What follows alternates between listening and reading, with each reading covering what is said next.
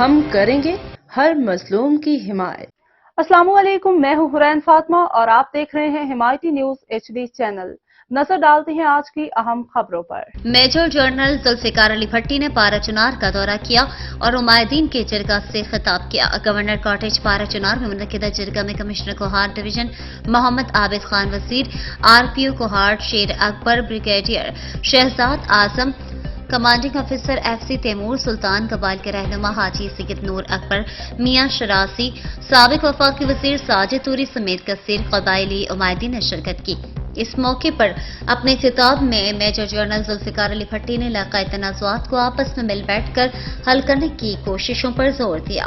انہوں نے کہا کہ اس سلسلے میں حکومت کی جانب سے بھی کوششیں جاری ہیں اور ڈپٹی کمشنر اور ریونیو اتھارٹی کو بھی خصوصی ہدایات جاری کی گئی ہیں جتنا جلدی ہو سکے ان تنازعات کو حل کیا جائے تاکہ ضلع کرم میں دیر پا امن کو یقینی بنایا جا سکے۔